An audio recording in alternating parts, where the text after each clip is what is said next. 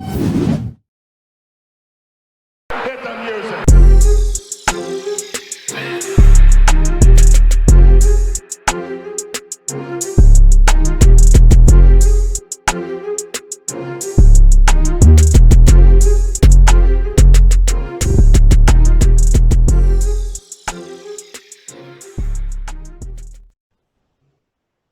Welcome to another episode of the Chokeslam Wrestling Report, and today we have again no other than Absolute Kage once again, and we're following up from the show from June 11th, the big show for Project Codename Exodus, where to me the match of the night for me was Chris Kage versus Supastar Whiplash, and the outcome of that match, I found it was a great match, but other people have different opinions in it. You was in a podcast this week with Mr. Ray Sanchez for Respect the Craft, and you got a lot of people right now kind of questioning you how you want the match. You know, let us know how you feel about that.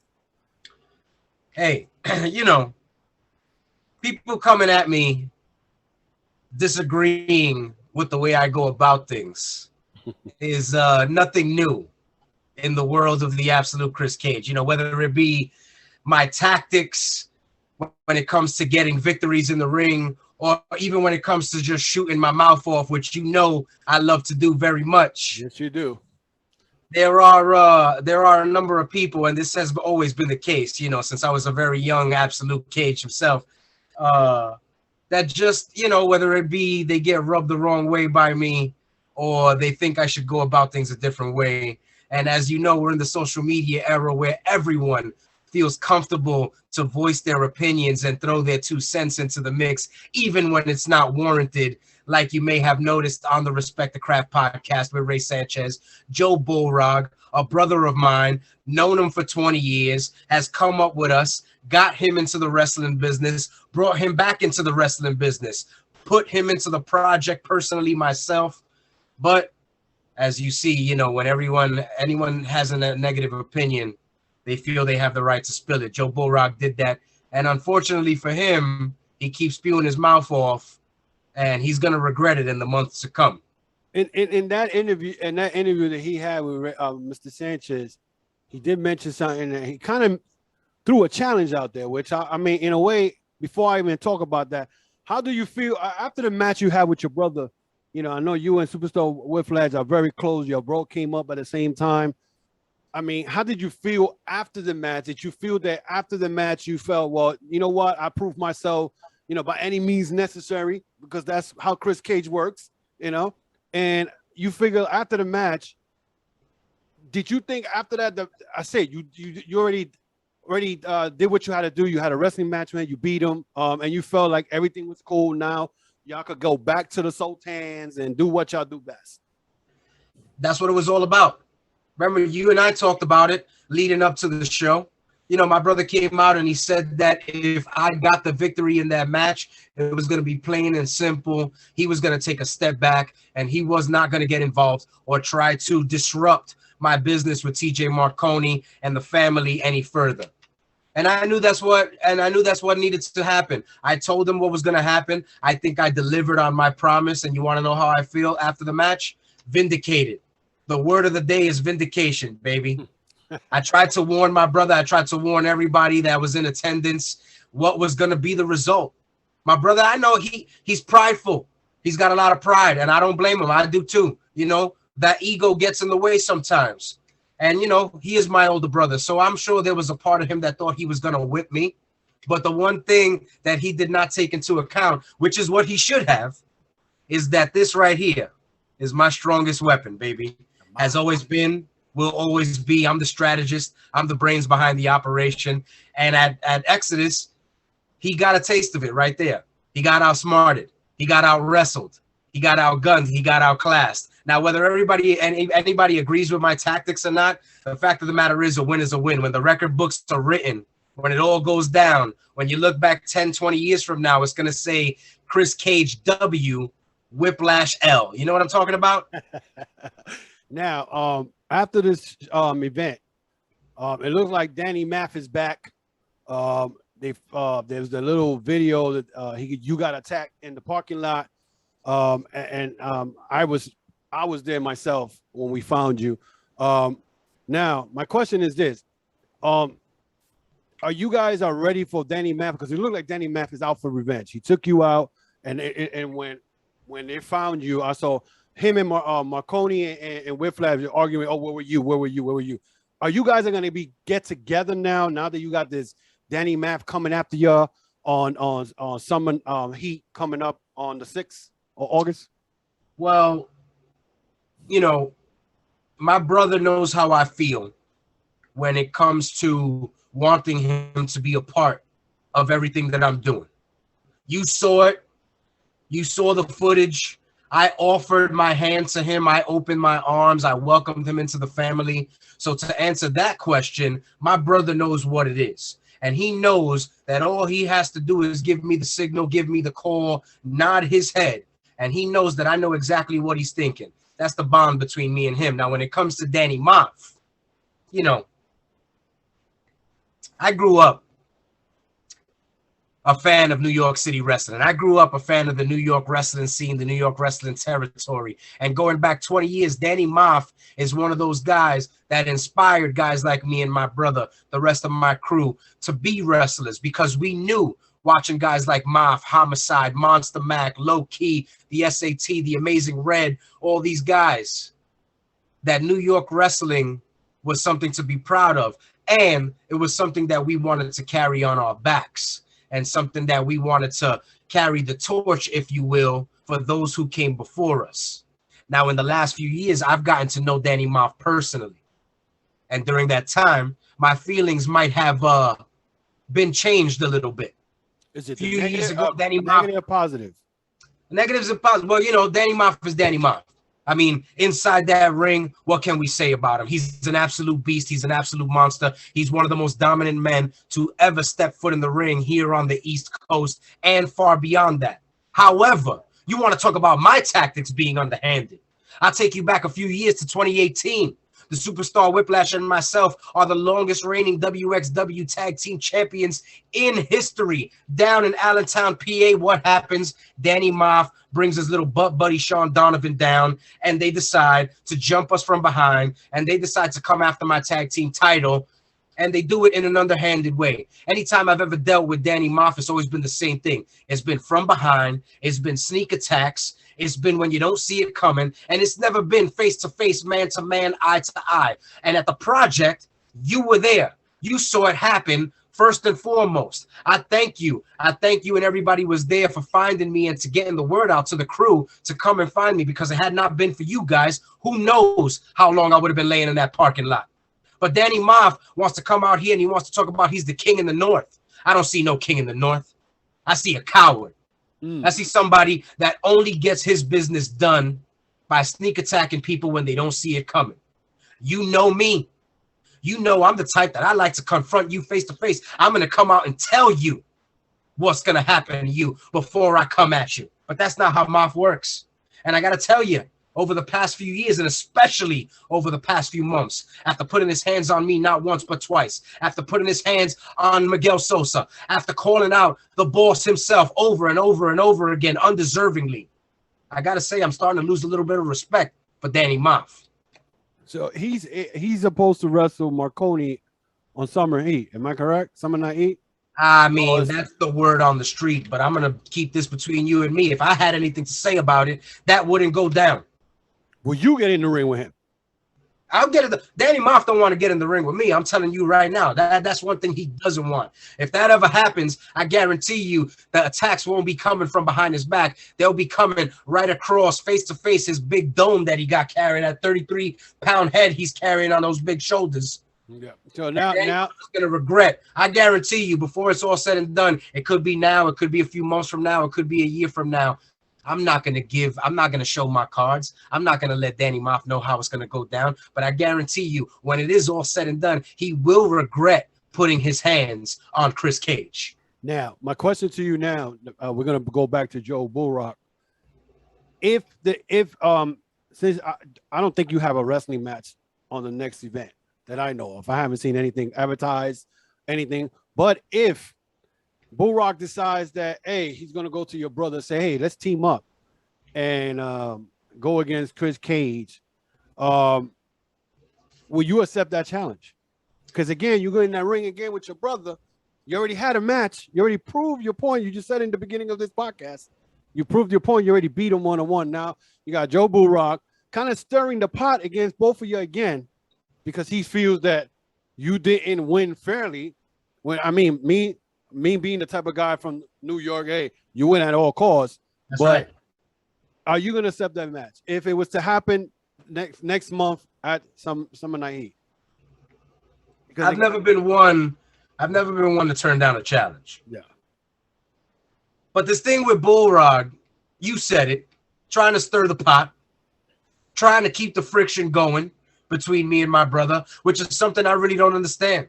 Joe Bulrog knows us for a very long time. He came up with us. So many nights we've spent together all night long and then a little bit longer, partying it all night, drinks all night, on the town, ladies.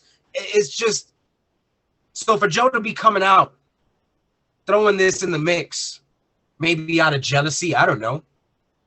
Is it probably because he wanted to be part of the family? And probably the same. I mean, I don't know about Supastar Whiplash if he felt that way, but is it Joe Bulrog maybe felt like, okay, you brought me into the project, but you didn't invite me to be part of the family? That's a very good point. It could very much well be. The mistake that Joe Bulrog makes is that if he would just come to me as a friend, if he would come to me in friendship like my brother, he likes to throw the word brother around when he's talking to me. He doesn't come talk to me. My phone hasn't rang. All he had to do is ask. A lot of these guys out here, they don't realize that I'm always, I'm at full access, but they have access to me. The ones that know it, the ones that utilize it, you see, they prosper, they do well. The guys that want to come at me the wrong way, underhandedly, they don't want to come at me straight up. You see what happens to them. Will I accept the match if it comes to that? But I don't know where everyone thinks that my brother's actually gonna agree to team up with me. I really, that really boggles my mind. Yeah, I mean, it caught me off guard. It caught me off guard. I warned Whiplash before our match at Exodus not to step into the ring with me. He did it anyway. You saw what happened. I have to give him the same warning, just like I did to Joe on the Respect the Prep. Listen, you guys, the result is going to be the same. If I was Joe, I would think twice about it. Ask for a different match, something that he has a better chance of maybe getting a victory. He needs points on the scoreboard at the project. And I think stepping into the ring with me, he's not going to get those points. Now, my thing is that I wanted to ask you, I know you're not going to show your cards because you said that earlier. And he said, bring TJ. He said, bring TJ, whatever. But again, you don't have a match this event coming up on August 6th. So let's say if he throws it out there, are you going to have a surprise tag team partner that nobody expects? Or you heard his words. He said, anybody I want. Yep, that's what he said. Now, all right, let's talk hypothetical. Let's just say the match does go down. Let's just say my brother has another brain fart and decides to take this match. Yeah. I mean, do you really want us to go into this not knowing who I'm going to have in my corner? You really want to give me that type of decision power to call anybody? My brother Whiplash especially knows how deep that black phone book goes. I can make a phone call to anybody I want. A lot of people, they don't want to step into the ring with. I can make calls to people. I could call AEW right now. I could call MLW right now. I could call CZW right now. They don't want none of that. And they especially don't want to step into the ring with the boss, with the most powerful man in the Northeast, with the Thanos of professional wrestling, the Mad Titan himself, TJ Marconi. They really don't want that. I've been warning people about Marconi for the past year. Nobody wants to listen to me. And look at everything that's happened. Yeah. I mean, TJ is a very dangerous man. I mean, he earned that Thanos of the East Coast. That's right. The man wins, But what I don't get, I don't understand. Like I said, what I don't get is it looks like ever since you decided to help out TJ Marconi, you're getting, like, you targeted. Like, you got targets everywhere. Like, what is it that, I mean, and I understand that TJ, before you got together with him, he was getting constantly jump after matches. after matches. There were people coming out of everywhere. When you came in to save them in one match, there were like 3-5 guys in there. I mean, but what's the point? I don't understand why they targeting you. You know what I'm saying? Like, I don't understand it. I mean, you have that much enemy, brother? By proxy. Guilty by association. Okay. You know, that's kind of the world we live in these days. Yes. 2022 is a scary place to live in. Yeah. Nowadays, you say the wrong thing, you look in the wrong direction, you support the wrong person, somebody that nobody agrees with, and the target gets painted on your back, just like you said. Mm-hmm. The problem with everyone and TJ Marconi is that TJ Marconi is a truth teller. Yeah. He likes to tell the truth. He's been telling the truth for quite a long time. And when you're successful, as TJ is, and on top of that, you're a truth teller, and you tell the world the things that a lot of people really don't want to know, that list of enemies starts to grow. Yeah, I respect TJ Marconi for being public enemy number one. I respect him for taking on that burden, for knowing who he is, knowing the role he plays in Northeast Pro Wrestling, and taking it on proudly. Yeah. He will never stop. He'll never stop telling the truth. He'll never stop saying how he feels about the scrubs, about the people that don't deserve to be in this business. And he's right. And I agree with him wholeheartedly. Yeah, I agree with him too. This is our bond. I saw a post, I think it was this morning. He talked about a show that happened, I think, last night, and he went off. And I was waiting for comments, and I ain't seen not even one comment. So I was hoping to see you say something. Hey, keep it to yourself, like the last time. And I was like, I didn't see anything. I'm like, yo, he said, now you got a story to tell. That's what he says it all the time. That's right. Well, I like to be a little more restrained when it comes to my social media activity. One, because I really don't care. Two, because it's a waste of time. Yeah. How TJ uses his time on social media is up to him. That does not mean I disagree with what he's saying. No. And like I said, this is exactly why you might see that target on TJ's back. This is why TJ may not be the favorite person of everyone in the wrestling business, because he says things that people don't want to hear. But I ask you, where's the lie? There is no lie. That's the problem. That's the problem. We live in a world right now that when you tell the truth, that when you speak your opinion, you get exiled for it. You get blackballed for it, because everybody wants you to be a part of the herd. Everybody wants you to follow suit. Everybody wants you to fall in line and just salute and say yes, man, to everybody else, just like everybody does. Yeah. No negativity at all. Yeah. This is the wrestling business, baby. A lot of these guys need to have thicker skins. That's one thing that I think. Is that wrestling today, these guys, they got silk skin. You know what I'm saying? They got soft skin. That's right. It's easy to poke right through all the little pieces of armor. You know what I'm saying? Now, one match that I definitely want to see that, I mean, you guys already did it, I think a couple of weeks ago, and that's Chris Barton and Dominic De Niro against you and Whiplash. I didn't get to see that. I missed that. When I saw that, I got pissed because I'm like, damn it, I'm not going to be here. When are we going to see that match at the project, dude? That's an interesting question. I think it may be a better question for Mr. Dominic De Niro and Mr. Chris Barton. The only reason I say that is because up to this point in time, we've seen both De Niro and Barton look to pursue more of their singles aspirations at Project Codename Wrestling, which I also respect. Somebody who has tried to, carve a little name for myself on my own too without Whiplash. I respect when tag team partners try to make a name up for themselves. I know for a fact that Barton and De Niro have not split as a team. They're not looking to do that at all. Does that mean that we'll see them as a tag team in the project one day? I'd like to see it.